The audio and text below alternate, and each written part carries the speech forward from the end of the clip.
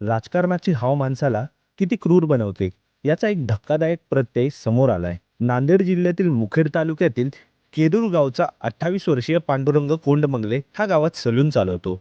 पांडुरंगला 3 मुले, एक 3 वर्षाचा मुलगा आणि 6 वर्षाच्या 2 जुळ्या मुली. आगामी ग्रामपंचायत निवडणुकीत त्याला सरपंच व्हायचे होते. मात्र राज्यातील नियमानुसार 2 पेक्षा जास्त अपत्य असणारी व्यक्ती निवडणूक लढवण्यास अपात्र ठरते. 3 मुले असल्याने आपण निवडणूक लढवू शकणार नाही ही भीती पांडुरंगला होती. सरपंच होण्यासाठी पांडुरंगने गावचा विद्यमान सरपंच गणेश शिंदेची मदत घेतली.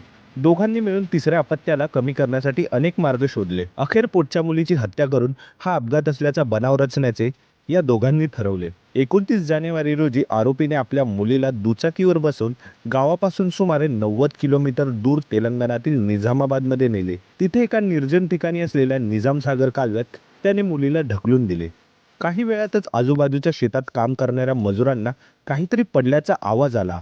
मजुरांनी धाव घेतली असता चिमुकलीचा मृतदेह पाण्यावर तरंगताना दिसला. मजुरांनी ही घटना तात्काळ पोलिसांना कळवली. त्यानंतर निजामाबादच्या पोलिसांनी 3 पथके तयार केली. तसेच मुलीचा फोटो व्हायरल केल्यानंतर मुखेडच्या काही नागरिकांना तिची ओळख पटली. पोलिसांनी केरूर गावात जाऊन चौकशी केली असता सर्व प्रकार उघडकीस आला. या प्रकरणी तेलंगणा पोलिसांनी आरोपी बाप आणि त्याला मदत करणाऱ्या विद्यमान सरपंचाला बेड्या ठोकल्या. राज्याच्या राजकारणाला काळिमा फासणारी ही एक निर्दयी घटना या प्रकरणातून आपल्याला पाहायला मिळाली.